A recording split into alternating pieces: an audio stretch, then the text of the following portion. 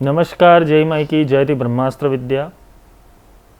आने वाले दीपावली पर्व के ऊपर आप सभी को बहुत बहुत शुभकामनाएं। और ब्रह्मास्त्र विद्या परिवार गुरुमंडल एवं भगवती तत्व की ओर से आप सभी को खूब खूब अभिनंदन और खूब खूब आशीर्वाद। सबका कल्याण हो, सबका मंगल हो। हम दीपावली पर्व जब भी आता है तो एक भीतर से उमंग और तरंग उठती है, क्योंकि दीपावली एक ऐसा त्यौहार है कि जहाँ पर अशुभ के ऊपर शुभ का विजय हुआ। जीवन में अलक्ष्मी का नाश होकर लक्ष्मी का प्रवेश हुआ, जहाँ मन का शासन समाप्त होकर आत्मा का शासन शुरू हुआ। राम जी अयोध्या वापस आए। नरकासुर की कथा भी इस पर्व के ऊपर जुड़ी हुई है कि नरक चतुर्दशी के अंदर भगवान श्री कृष्ण ने 16,000 जो रानियां थी उनको बंधन मुक्त करवाया। तो पर्व की महत्वता तो बहुत सारी है, लेकिन हम इस पर्व को ज़्यादातर लक्ष्मी पर्व के ऊपर ज़्यादा मानते हैं, लक्ष्मी पर्व की तरह मानते हैं, और लक्ष्मी पूजन का इस पर्व के अंदर महत्व होता है। लक्ष्मी का अर्थ ये होता है कि जीवन में लक्ष्य की प्राप्ति करना, और इस पर्व के ऊपर हम महालक्ष्मी का, धन्वंतरी का, कुबेर का, महाकाली का, भगवती बगलामुखी का, हनुमान जी का, भैरव जी का, इन सब देवताओं का पूजन यजन हम करते हैं। अब इन सारे पूजन यजन के अंदर जो सर्व प्रथम जो विषय आता है महालक्ष्मी पूजन, और महालक्ष्मी पूजन के ऊपर हम सबसे बड़ा पूजन जिस यंत्र का करते हैं वो यंत्र का नाम है श्री यंत्र। अब श्री यंत्र का नाम सुनते ही हमें सबसे पहले ये समझ में आता है कि ये लक्ष्मी का यंत्र है। कुछ श्री विद्या साधक होते जो श्री विद्या की उपासना करते, उनको थोड़ा बहुत ज्ञान है कि श्री यंत्र है क्या, परंतु वो भी उतना नहीं जानते हैं कि जितना शास्त्रों में लिखा हुआ है। लक्ष्मी तंत्रम के अनुसार, श्री विद्या के अनुसार, जितने भी हमारे तंत्रसार है उसके अनुसार, श्री यंत्र एक ऐसी भूमिति है कि जहाँ पर हम सारे देव मंडल की पूजा आसानी से कर सकते, अगर हमें ठीक से श्री यंत्र पूजा आती है तो।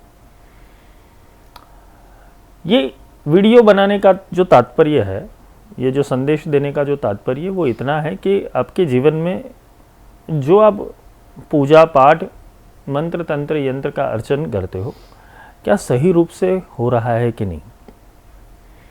आज श्री यंत्र के ऊपर बहुत बड़ा बाजारीकरण चल रहा है, और इस बाजारीकरण के अंदर ना धातु की गुणवत्ता है, ना भूमिति की गुणवत्ता है, ना ही यंत्र का जो प्रॉपर डायमेंशन होना चाहिए उसकी गुणवत्ता होती है।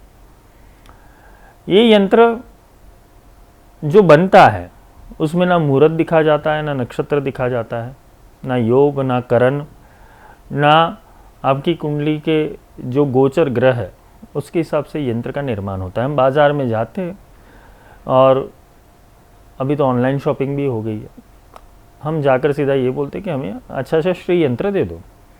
जिसकी जैसी आस्था है वैसा वो श्री यंत्र ले लेता है। पर श्री यंत्र लेने के बाद वो श्री यंत्र को क्या करते हो, पूजा में रख देते हो। वो धनतेरस के दिन आप कुमकुम अर्चन करके, जो भी आपको पद्धति आती है, श्री सूक्तम का अभिषेक करके वो यंत्र को आप प्रतिष्ठा कर देते। तो श्री यंत्र है क्या, पहले तो वो समझो।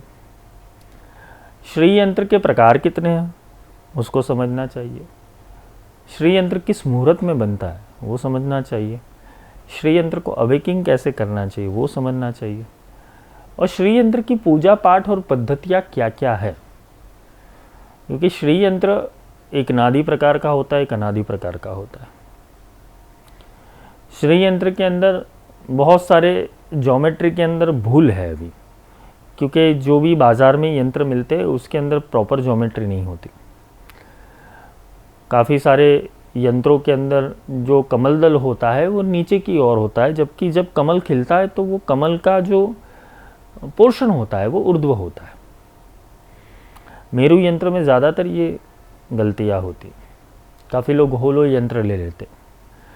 क्यों होलो यंत्र ले लेते? क्योंकि किसी एक परंपरावादी ने ये चीज़ें चलाई है कि भाई श्री यंत्र अंदर से होल होना चाहिए, श्री यंत्र हमेशा सॉलिड होना चाहिए, क्योंकि तुम्हारा जो शरीर है वो भी श्री चक्र ही है, और श्री चक्र के ऊपर ही जो श्री चक्र बना हुआ है वो पिंड से ही बना हुआ है। पिंडे सो ब्रह्मांड की थियरी के अनुसार श्री चक्र बना हुआ है। श्री चक्र में जितने देवता है वैसे उतने ही तुम्हारे शरीर के अंदर है। तो तुम्हारा शरीर भीतर से वायु, जल, पृथ्वी, आकाश, ये सारे तत्व और अग्नि, ये सारे तत्वों से बना हुआ है। इसलिए जो श्री यंत्र की जो भूमिति है, श्री यंत्र की जो धातु होती है वो ज़्यादातर पंच धातु होनी चाहिए। श्री यंत्र के बहुत सारे प्रकार, एक कुर्मपृष्ठ होता है, भ्रूपृष्ठ होता है, मेरू होता है, काफ़ी सारे पदार्थों से बनता है। स्फटिक से भी बनता है, माणिक्य से भी बनता है, रत्न से भी बनता है, धातु से भी बनता है, सुवर्ण से बनता है, चांदी से बनता है, कॉपर से बनता है। अलग अलग धातुओं से श्री यंत्र बनाए जाते, पर इसका प्रॉपर मेथड वो हमें पता नहीं। हम बाज़ार से जो भी मिल जाता है अच्छा सा यंत्र वो ले लेते हैं। ज़्यादातर उसकी पंखुड़ियाँ जो होती है वो नीचे की ओर मिल जाती है, और जो भूपुर भी होता है उसकी भी प्रॉपर जो भूमिति होनी चाहिए, जो उसका डायमेंशन होना चाहिए वो भी नहीं होता है। पहले तो भ्रूपृष्ठ क्यों होना चाहिए, मेरू क्यों होना चाहिए, उसके कॉन्सेप्ट ही लोगों के पास नहीं है।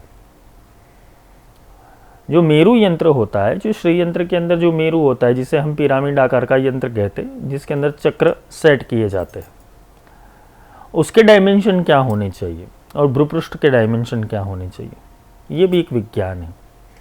9 अंक से पूरा सिस्टम जुड़ा हुआ है। 12 × 9 = 108। ये प्रॉपर डायमेंशन है, क्योंकि हम माला भी 108 मनके की घुमाते हैं, तो ये प्रॉपर डायमेंशन है। 108 का एक डायमेंशन, एक ऊर्जा का लेवल, एक ऊर्जा का तत्व खड़ा होना चाहिए। श्री यंत्र के अंदर ज़्यादातर गलतियाँ ये होती है कि हम 2 इंच का, 3 इंच का, 4 इंच का यंत्र ले लेते हैं, फिर उसकी प्रॉपर पूजा तो किसी को आती नहीं है, क्योंकि प्रॉपर पूजा सिखाने वाले कोई नहीं है। क्योंकि तुम्हें बस श्री यंत्र के नाम पे इतना सिखाया जाता है कि आप श्री सूक्त से अभिषेक कर लो। अभी श्री सूक्त से अभिषेक करने, ठीक है, नॉर्मल जो लोगों की दिनचर्या होती है उसके अंदर श्री सूक्त जुड़ा हुआ है, लेकिन अगर श्री सूक्त रोज करते हो तो तुम धनाढ़ हो चुके होते। ये उनके लिए है, ये यंत्र विधि और ये यंत्र विधान उनके लिए जो प्रॉपर साधना करना चाहता है। ये हर किसी के लिए नहीं है, क्योंकि हर कोई इस तरीके से यंत्र को निर्माण करना जानता भी नहीं है। क्योंकि एक कहावत है गुजराती के अंदर के सस्तु ए सारू ना हो, सारू ए सस्तु ना हो। हम सस्ते के पीछे जाते। इसके अंदर होता क्या है कि बाज़ार में जो भी चीज़ें मिलती हैं हम उठा लेते।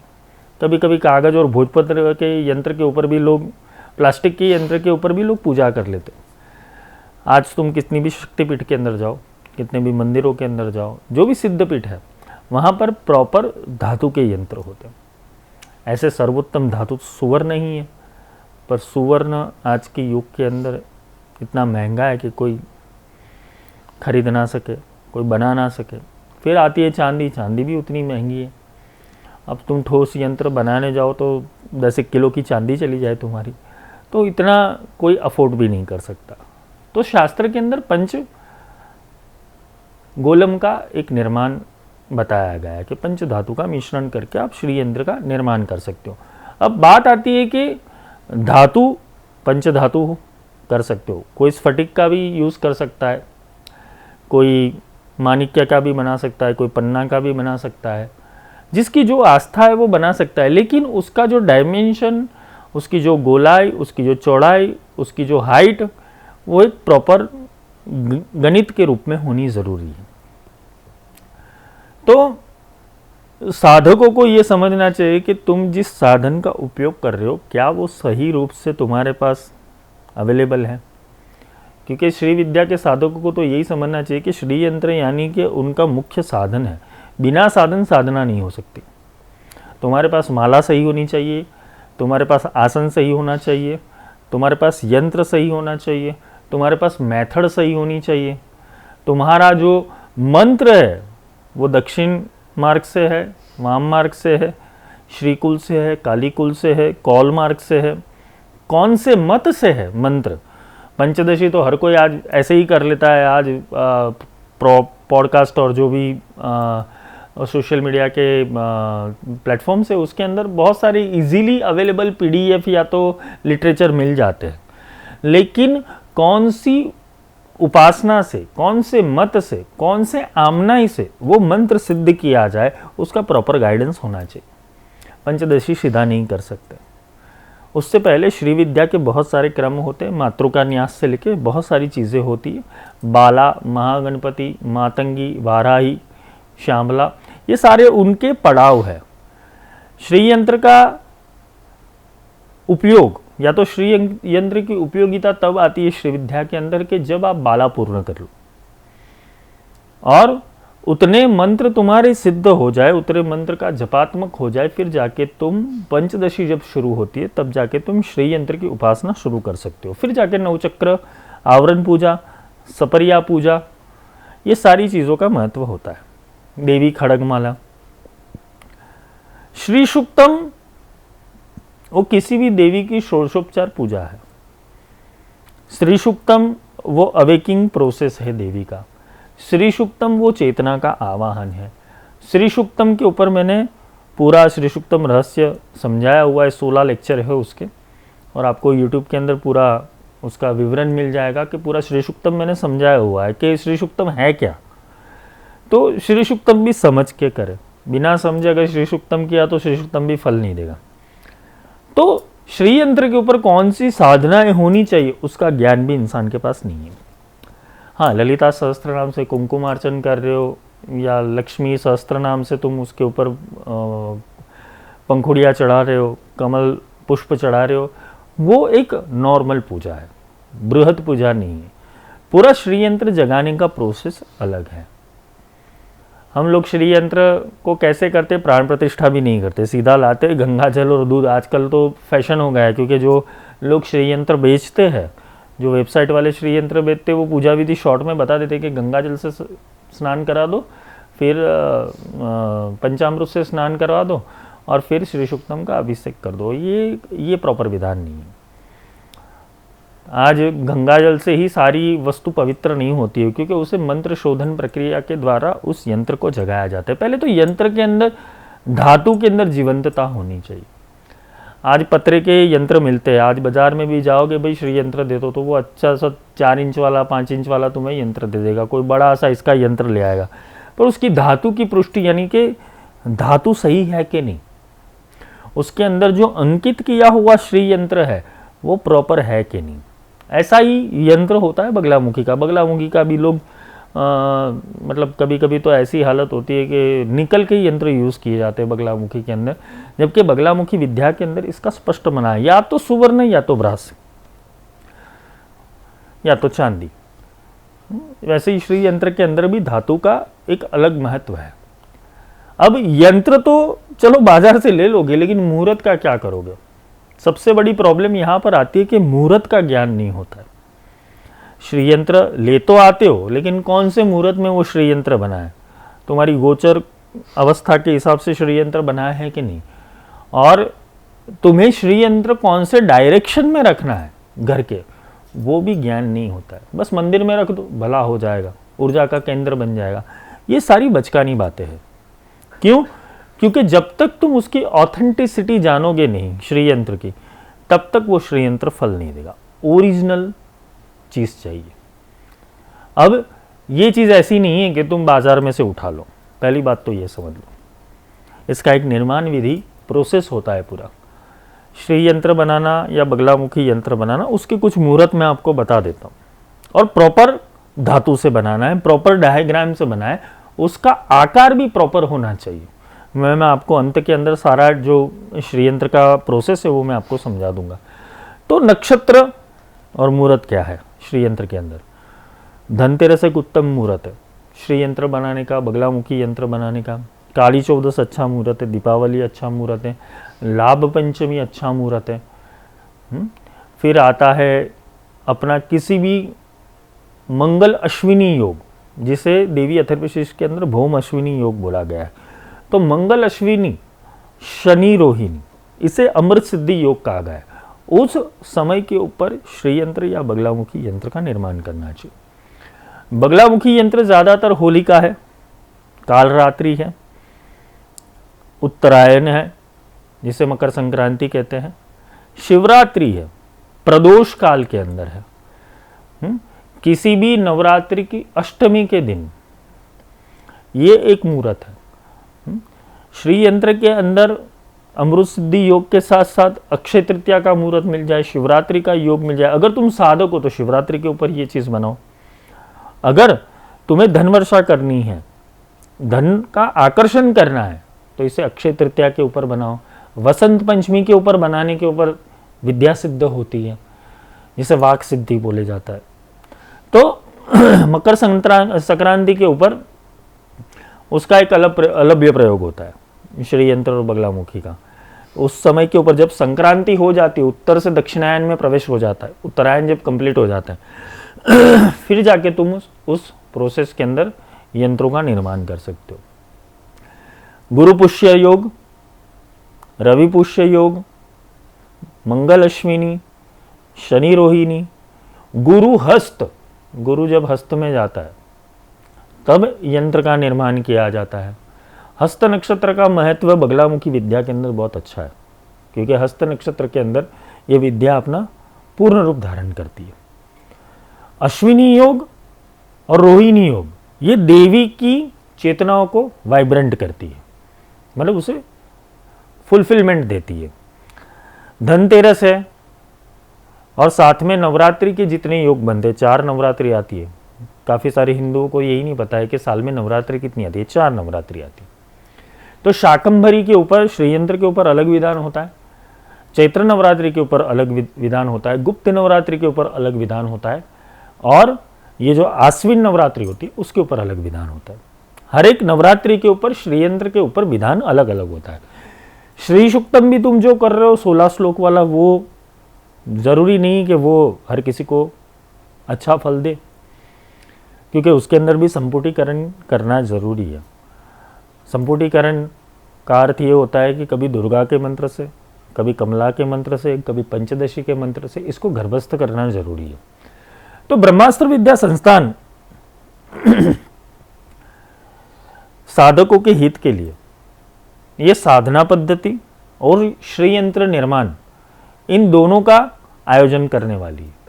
ऐसे तो हमारे साधकों को हम श्रीयंत्र और बगलामुखी यंत्र बना के देते हैं, जो साधना में जाना चाहते हैं या साधना में आगे बढ़ना चाहते हैं, उनके लिए है। ये टाइम पास करने के लिए हम श्रीयंत्र किसी को देते नहीं हैं।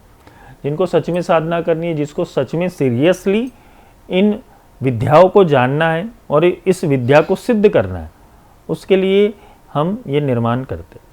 अब यंत्र है क्या, वो पहले स्पेसिफिकेशन समझ लो। यंत्र वो देवताओं का घर है। बिंदु है, त्रिकोण है, जो बिंदु और त्रिकोण है, जो मुख्य बिंदु और त्रिकोण है, वो देवता का समझ लो शयन कक्ष है, वहां देवता रहते हैं बिंदु के अंदर। और जो भी मंडल है पूरा आसपास का, वहां उनकी पूरी सेना रहती, उनके गार्ड्स रहते। वहाँ भैरव हो गए, योगिनी हो गए, क्षेत्रपाल हो गए, गणेश हो गए, इंद्र हो गए, कुबेर हो गए।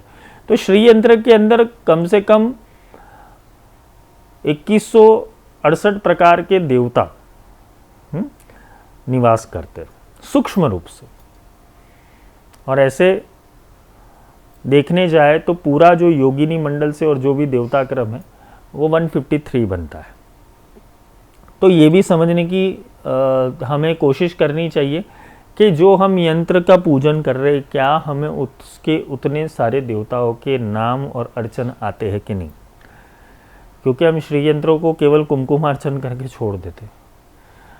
दूसरी बात है कि श्री यंत्र को अवेकिंग करवाना, पहले तो ये समझ लेना कि अवेकिंग कैसे होता है। पहले तो प्राण प्रतिष्ठा होती है, और प्राण प्रतिष्ठा भी जिसने ये विद्या साधी है, जिसने ये विद्या सिद्ध की है, उनके द्वारा ही ये यंत्र सिद्ध हो सकता है, क्योंकि उन्होंने ये पूरी प्रोसेस सीखी हुई होती है। जिसे पूर्णाभिषिक्त साधक कहते हैं।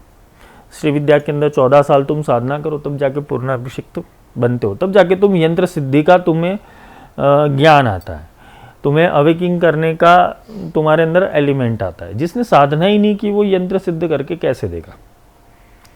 जिसने अपने जीवन के अंदर ना 12 लाख बाला मंत्र किए, ना 15 लाख पंचदशी मंत्र किए, ना षोडशी का पूरा विभाजन समझा है, ना सपरिया 9 चक्र आवरण पूजा किया है, ऐसे लोग श्री यंत्र अगर आपको सिद्ध करके देखे तो क्या फलीभूत होगा?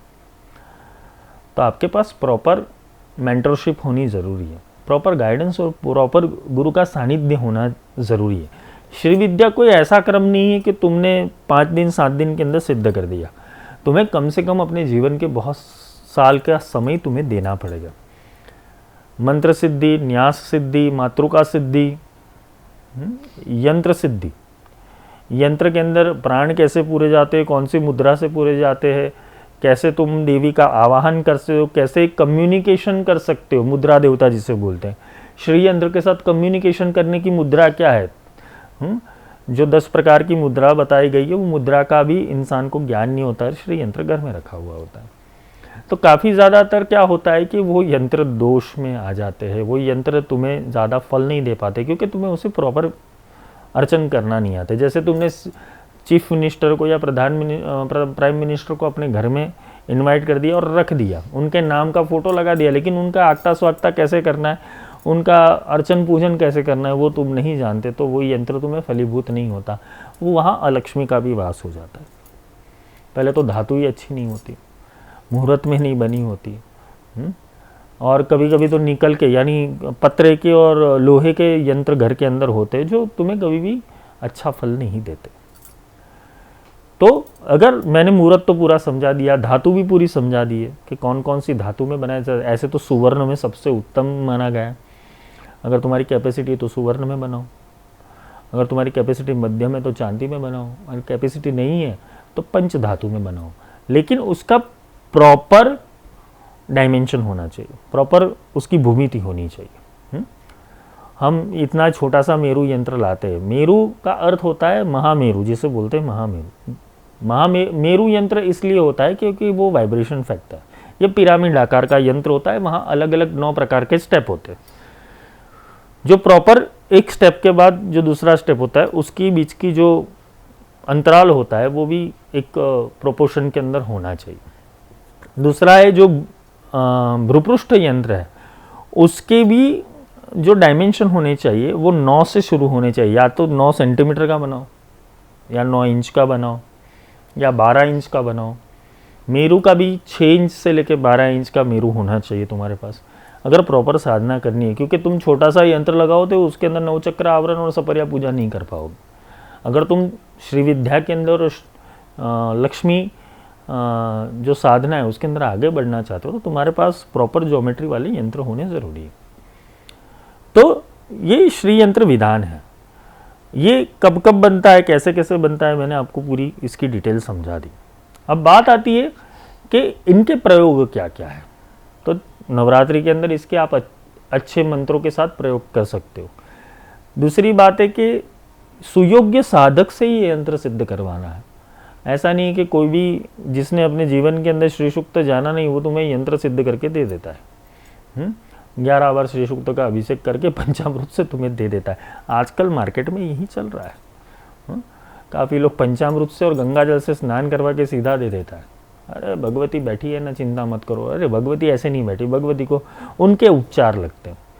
काफ़ी लोगों को श्रीयंत्र के उपचार भी पता नहीं है, श्रीयंत्र सिद्धिकरण के उपचार पता नहीं है। पहले तो तुम्हारे इतने मंत्र होने चाहिए, कम से कम जो तुम्हारा जब 12 लाख का क्रम हो जाता है, 1.25 लाख या 1.25 लाख मंत्र का क्रम हो जाता है, 3 लाख मंत्र का क्रम हो जाता है, जो तुम्हारे गुरु ने निर्देश किया है उस प्रकार से अगर क्रम हो गया है फिर उसका दशांश हवन मार्जन तर्पण होता है।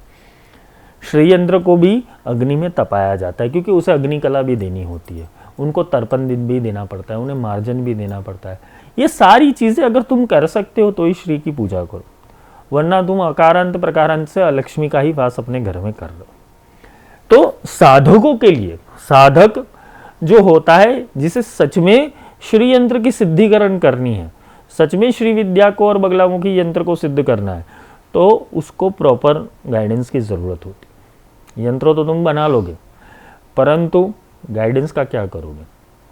बगलामुखी यंत्र का स्पेसिफिकेशन आपको समझा दूं कि बगलामुखी यंत्र तो आजकल जो बाज़ार में मिलते हैं वो तो निकल के बनते हैं, ऊपर गोल्डन डिको लगवा दिया जाता है और आपको दिया जाता है। जहाँ प्रॉपर ज्योमेट्री भी नहीं होती, वहाँ पंखुड़ियाँ भी ऐसे चित्र विचित्र बनाई गई होती है कि जिसके कारण वो प्रॉपर अलाइनमेंट में नहीं होता है यंत्र।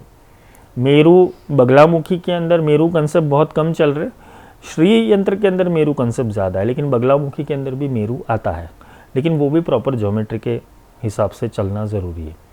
बगलामुखी यंत्र जो होता है उसके अंदर सुवर्ण का अगर प्रयोग करो तो उत्तम है, अगर नहीं कर सकते तो ब्रास का, जो पीतल का जो धातु होता है वो भी सुवर्ण में ही होता है, उसको तुम अच्छे एम्बोजिंग के ऊपर बना सकते हो। तुम्हारे पास प्रॉपर यंत्र के अंदर प्रॉपर देवताओं का स्थान भी होना ज़रूरी है। काफ़ी बार जब तुम ज्योमेट्री देखोगे तो इतनी पुरानी ज्योमेट्री होती है, उसके अंदर तुम प्रॉपर देवताओं का स्थान भी नहीं दिया जाता है। कौन से आयुध बैठाने चाहिए यंत्र के ऊपर, वो भी उसका ज्ञान होना चाहिए। श्री यंत्र का सबसे बड़ा प्रॉब्लम है कि लोग श्री यंत्र जो बाजार में भ्रूपुष्ट यंत्र लेते हैं उसके अंदर उनके द्वार बंद होते हैं। ये सबसे बड़ा एक रहस्य समझा दूं कि जब द्वार बंद होते हैं तब ऊर्जा का प्रवेश नहीं होता है, द्वार खुले होने ज़रूरी है। चारों द्वार से वो यंत्र के अंदर ऊर्जा का आवाहन ज़रूरी होता है और फिर उसके ऊपर मेरू का प्रस्थापन होता है। अकेला मेरू किसी काम का नहीं और अकेला भ्रूपृष्ठ किसी काम का नहीं। भ्रूपृष्ठ के ऊपर मार्जन, तर्पण, सपर्या, नवचक्र, आवरण पूजा करने के बाद मेरू की ऊर्जा से उसे संलग्न करना जरूरी होता है। नीचे एक प्लेट होती है जिसे भ्रूपृष्ठ कहते हैं, उसके ऊपर उसकी ही ज्योमेट्री वाला यंत्र, मतलब उससे ही संलग्न यंत्र तुम्हें बिठाना होता है। ये श्री यंत्र का विज्ञान है, ये काफ़ी लोग नहीं जानते। लोग अपने हिसाब से श्री यंत्र का बोलते हैं ना कि परचेसिंग कर देते। अब कब खरीदना है, कैसे खरीदना है, किस तरीके से खरीदना है, वो तो लोग जानते ही नहीं है। धातु का तो कोई पता ही नहीं होता है। आज केवल और केवल एक बोलते हैं ना कि एक मशीनरी चल रही है श्री यंत्र के अंदर। तो ये पूरा विधान है कि उसे प्रॉपर मुहूर्त में, प्रॉपर नक्षत्र के अंदर ही आप एग्जीक्यूट करें इस यंत्र को। साथ में जो बगलामुखी यंत्र होता है वो होली के ऊपर ज़्यादा प्रभावशाली होता है, क्योंकि होली दारुण यात्री है, दारुण रात्रि है। काल रात्रि के अंदर उसका प्रभाव ज़्यादा होता है। काल रात्रि के ऊपर तुम बना सकते हो। अगर बगलामुखी विद्या से तुम्हें स्वर्णाकर्षण भैरव और उनकी भी साधना करनी हो तो भी हो सकती है। उसका जो काल होता है वो ज़्यादातर जन्माष्टमी के ऊपर आप बना सकते हो, मुहरात्रि के ऊपर तुम बना सकते हो, नवरात्रि शिवरात्रि के ऊपर तुम बना सकते हो। तो ये जो हमारे वहाँ रात्रि पर्व का बहुत महत्व है, हिंदू सनातन धर्म के अंदर रात्रि पर्व का बहुत महत्व है। उस समय के ऊपर आप यंत्र का निर्माण शुरू कर सकते हो। ये होता है कि साधक के पास टाइम नहीं होता है, आजकल लोगों के पास टाइम नहीं होता है। लोग उन चीज़ों को सीधा बोलते हैं ना कि भाई कौन इन सब चीज़ों के अंदर वो करे, इससे अच्छा है हम भगवती सब जानते हैं ना, बाहर से मंगवा लेते, किसी से बोलते हैं ना, किसी को बोल देते या तो ऑनलाइन सर्च कर देते। तो उस हिसाब से यंत्र आप मत खरीदें, क्योंकि वो कौन से मुहूर्त में बने, कौन से नक्षत्र में बने आपको पता नहीं। इसका प्रॉपर नॉलेज आपको होना ज़रूरी है। ये वीडियो का पर्पस केवल और केवल साधकों का ज्ञान अपग्रेड करने के लिए है, और हम ये पहल करना चाहते हैं, हमारी संस्था जो है ब्रह्मास्त्र विद्या ये पहल करना चाहती है कि आपके पास एक अच्छा सिद्ध यंत्र आपको मिले, साथ में वो नक्षत्र में निर्माण हुआ हो, मुहूर्त में निर्माण हुआ हो, उसकी धातु अच्छी हो, साथ में आपको उसकी पूजन अर्चन, उसकी आराधना, उसका तर्पण, उसको कैसे आपको ऑफरिंग करने हैं यंत्र को, वो सारी पद्धति आपको बताई जाएगी। उसका एक जल्दी कुछ ही समय के अंदर उसका एक वर्कशॉप कंडक्ट होगा, एक वेबिनार कंडक्ट होगा, जिसके अंदर आपको श्री यंत्र के बारे में और बगलामुखी यंत्र के बारे में सारा ज्ञान, उसके देवता मंडल, उसके योगिनी मंडल, उनके भैरव मंडल, उनकी जो भी चीज़ें हैं, छोटी से छोटी चीज़, वो भी आपको समझाने में दी जाएगी। आपको पूरा प्रॉपर यंत्र विज्ञान समझाया जाएगा। आप वो वेबिनार भी ज्वाइन कर सकते हो। वो वेबिनार के अंदर आपको समझाया जाएगा कि श्रीयंत्र साधना किस तरीके से इफेक्ट करता है जीवन के अंदर। आप जिस तरीके से श्रीयंत्र को ले आके और उसकी साधना करते हो उस तरीके से श्रीयंत्र सिद्ध नहीं होता, उसको अवेकिंग करवाना पड़ता है, उसके अंदर मंत्र की ऊर्जा डालनी पड़ती है। उनके पास जो गुरु के हिसाब से दीक्षा विधान होता है वो दीक्षा विधान ग्रहण करने के बाद ही श्रीयंत्र की साधना करनी चाहिए, वरना वो श्रीयंत्र आपको कभी फलीभूत नहीं होता है। तो ये पूरा प्रॉपर ज्ञान आपको वेबिनार के अंदर समझाया जाएगा। और साथ में अगले साल, इस साल तो वो पॉसिबल नहीं है क्योंकि बहुत सारी चीज़ें होती है कि जो इसके अंदर एग्जीक्यूट करनी पड़ती है। तुरंत का तुरंत यंत्र बोलते हैं ना, इंसान का बन नहीं सकता है, उसको समय देना पड़ता है, क्योंकि उस साधक की भी तैयारी होनी चाहिए कि वो यंत्र की पूजा पाठ पद्धति कर सकता है कि नहीं। तो वो एक आपको समझना है। और एक बड़ा सा आयोजन श्री यंत्र सेरेमनी और बगलामुखी यंत्र की सेरेमनी होगी 2026 के अंदर। वो भी नवरात्रि के समय के ऊपर होगी, जो शुरुआत में नवरात्रि आती है उस समय के ऊपर ब्रह्मास्त्र विद्या संस्थान के द्वारा प्रॉपर यंत्र का सेरेमनी का आयोजन होने वाला है। तो पहले तो आप वेबिनार ज्वाइन कर लेना। सारा नॉलेज जो हमारे साधक है, हमारे जो उपासक है, जो इतने साल से ब्रह्मास्त्र विद्या संस्था से जुड़े हुए और जिन्होंने बहुत सारा ज्ञान गुरु परंपरा से अर्चन किया हुआ है, उनका वेबिनार ज्वाइन कर सकते हो।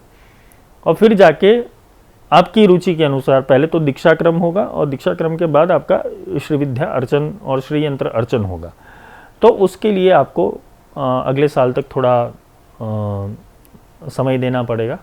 तुरंत का तुरंत किसी का यंत्र निर्माण नहीं हो सकता, उसके लिए थोड़ा समय देने की ज़रूरत है।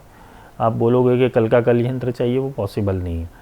तो जब साधक तैयार होता है साधना के लिए, वो एक कमिटमेंट में आता है कि मैं इस यंत्र की साधना और भगवती की साधना करूँगा, ऊर्जा की साधना करूँगा। ये देखो, ये रिस्पेक्ट है। अगर तुम भगवती को चैतन्य रूपा समझते हो और यंत्र के अंदर वो प्रतिष्ठा करके दी जाती है, तो आपको उनको ऑफरिंग और साधना देनी ज़रूरी है। फिर यंत्र लाके आपने बिठा दिया है घर के अंदर और उसकी आप साधना पूजा पाठ कुछ नहीं कर रहे हो, तो वो यंत्र आपको आशीर्वाद देने के बजाय अभिशाप भी दे सकता है। काफ़ी लोगों के जीवन के अंदर ये परिणाम आए हुए कि उन्होंने यंत्र तो बिठा दिया, फिर पूजा पाठ ही नहीं पता है कि कैसे करे जाए। तो ये पूरा पद्धति हम आपको सिखाएंगे, समझाएंगे। जिनको रुचि होगी वो इसके अंदर थोड़ी धैर्य, निष्ठा, विश्वास और आपका समय चाहिए होगा कि आप सीख सको। तो ये प्रॉपर एग्जीक्यूशन ब्रह्मास्त्र विद्या संस्था द्वारा थोड़े समय के अंदर किया जाएगा। तो आप वो रुचि लेकर अवश्य वेबिनार ज्वाइन कर ले।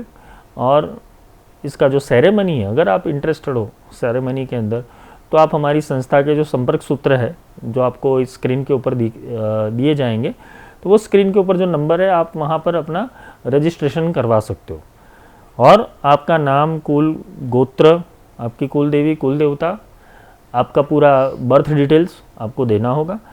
और साथ में आपने कौन कौन सी साधना की, आपकी दीक्षा हुई है कि नहीं, पहले कौन से क्रम में थे, अगर श्री विद्या में हो तो कौन से क्रम में थे, कौन से कुल से थे, कौन से आचार से, कौन से परंपरा, ये पूरा आप डिटेल्स देना। क्योंकि आपको सही नॉलेज पहुंचाना वो हमारी संस्था का काम है। क्योंकि कोई इंसान अगर उनकी कुल गुरु परंपरा ऊर्ध्व आमनाई से है और वो पश्चिम आमनाई का मंत्र कर रहा है, तो उसे फलीभूत नहीं होगा। ये भी समझ लेना। ये बहुत बड़ा रोल प्ले होता है इसके अंदर, तुम्हारे आचार और तुम्हारे सिद्धांतों का और तुम्हारे मत का, कि तुम कौन से मत, सिद्धांत और आचार से मंत्र की उपासना करते हो। आपने लोपामुद्रा परंपरा से लिया है, अगस्त्य परंपरा से लिया है, दुर्वासा मत से लिया हुआ है, चंद्र मत से लिया हुआ है, इंद्र मत से लिया है, कुबेर मत से लिया हुआ है, कौन से मत से आपका मंत्र चल रहा है उसका आपका नॉलेज होना बहुत ज़रूरी है। तो प्रॉपर जो चैनल है इस विद्या की, वो गुरुपादुका मंत्र से लेके, मातृका मंत्र से लेके, फिर जो भी दूसरे मंत्र होते हैं, बाला, गणेश, महागणपति, फिर आता है मातंगी, वाराही, फिर पंचदशी, षोडशी, ललिता सहस्त्र नाम भी कैसे करना चाहिए उसका पूरा विधान समझ के करना। मैंने ललिता सहस्त्र नाम के ऊपर डिटेल में वीडियो बनाए हुए थोड़े नामों के ऊपर, जब समय मिलेगा तो उसे पूरा बृहद विस्तार में भी लेंगे। तो श्री यंत्र कैसे होते हैं, बगलामुखी यंत्र कैसे होते उसकी आपको कुछ झलक मैं आपको दिखा देता हूँ। आप वो यंत्र को देखना और आपके पास जो यंत्र है उसका आप आंकलन कर लेना। पहले तो उसकी ज्योमेट्री देखना, उसकी भूमिति देखना, उसके ऊपर जो मंत्र और उनके जो चक्र आवरण के देवता है उनका जो नाम अंकित किया है वो भी आप पूर्ण रूप से देख सकते हो। क्योंकि यंत्र जब पूजा करोगे, तर्पण बिंदु तर्पण करोगे, तो तुम्हारा एक एक बिंदु परफेक्ट जाने के लिए तुम्हारे पास एक बृहद यंत्र होना ज़रूरी है। और अभिषेक भी करते हो तो आपके पास इतने ही यंत्र के ऊपर अभिषेक करोगे तो पूरा अभिषेक किया हुआ पानी के अंदर यंत्र डूब जाएगा। तो यंत्र की एक प्रॉपर भूमिति होती है, उस हिसाब से आपको यंत्र को देखना है। जय माई की जयति ब्रह्मास्त्र विद्या।